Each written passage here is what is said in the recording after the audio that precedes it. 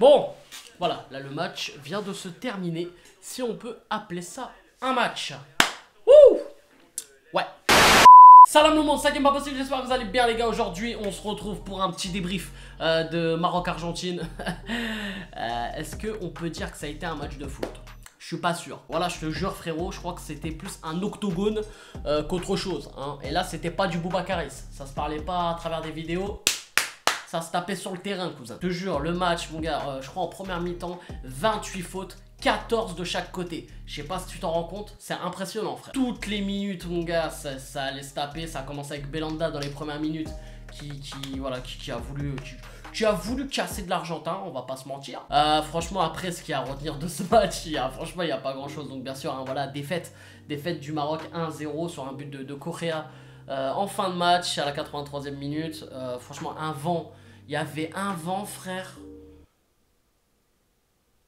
C'était la fin du monde. Ah, t'étais pas loin de l'apocalypse, on va pas se mentir, t'étais vraiment pas loin de l'apocalypse. Donc déjà en première mi-temps, le Maroc avait le vent contre.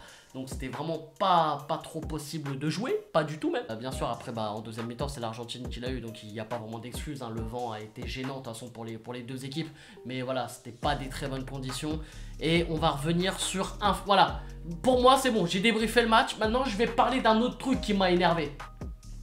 Tu sais de qui je vais parler? La Pulga, là, Léo Messi, là, le patron du foot, le génie incompris ou compris ou ce que tu veux. Pour moi, là je vais pas parler du génie, je vais parler du FDP. Ouais, on va revenir sur du FDP, j'en ai rien à foutre. La starlet, là, la Beyoncé là, du foot, là, parce qu'on parle de Cristiano Ronaldo, une starlet, faire attention, Messi il est pire, frère. Et franchement c'est juste honteux. Voilà, pour moi c'est honteux.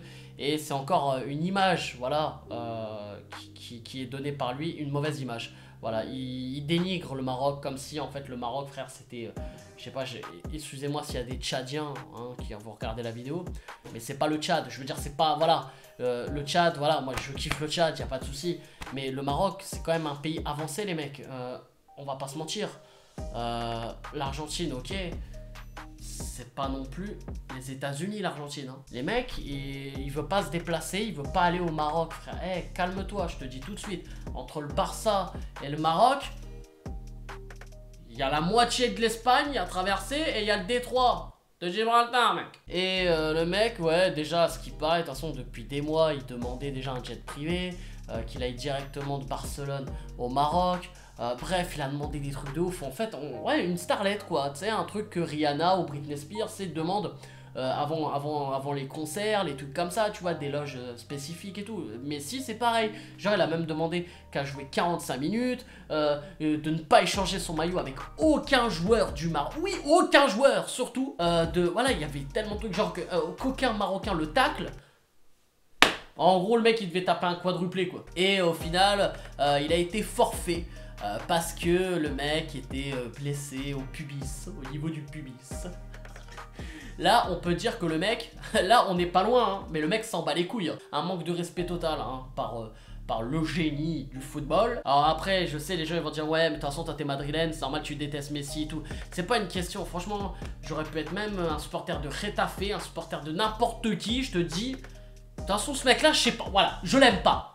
Et alors, je t'emmerde. Après, les gens vont dire, ouais, mais toi, tu préfères Ronaldo, c'est pour ça que tu dis ça. Bah, à cette heure-ci, frère, Ronaldo, il a plus de respect pour des pays comme le Maroc, bon, comme tous les autres pays, j'ai envie de te dire. Mais voilà, ce qu'a fait Messi, moi, mais frère, t'as beau gagner même 42 ballons d'or, mais t'es qui en fait? Moi, je trouve ça dégueulasse. Moi, c'est juste par rapport à l'humain. Je parle même pas du sportif. Je parle juste de l'homme, tu vois, je parle juste de l'humain.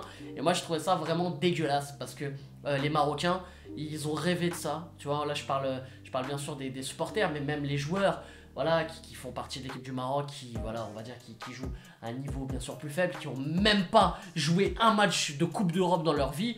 Voilà, pour eux, jouer Messi même en match amical, même 45 minutes, c'est leur rendez-vous de l'année, tu vois. Donc que ça soit les supporters jusqu'aux joueurs, jusqu'en passant par le staff marocain, voilà, c'est une fierté quand même de dire, voilà, t'as joué quand même contre Messi, c'est limite un palmarès, tu vois. Et moi, voilà, je trouve ça dégueulasse et je trouve ça vraiment fort dommage. Et voilà, donc c'est une image du joueur encore qui va être détériorée.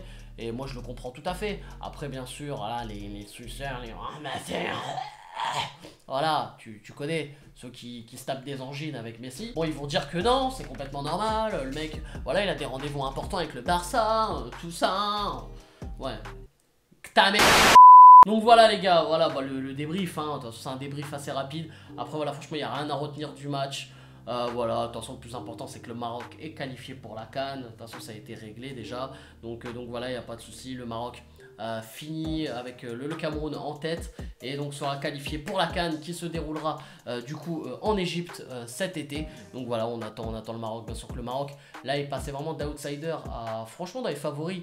On va pas se mentir, c'est vraiment dans les favoris avec le Sénégal et l'Égypte, évidemment, par rapport voilà, à leur dernière performance à la Coupe du Monde, même si voilà, ils sortent sans aucune victoire, mais quand même avec des très bons matchs à la clé, on s'en rappelle évidemment. Donc voilà les gars, n'hésitez pas à liker un maximum la vidéo, n'hésitez pas également à me dire en commentaire ce que vous avez pensé également de ce match et voilà de l'affaire entre guillemets Messi. Donc voilà, je compte sur vous les gars, n'hésitez pas à partager un maximum la vidéo également et n'hésitez pas à vous abonner parce que c'est un game pas possible frérot. Bref les gars, je vous laisse et je vous aime et je vous fais la fucking bill.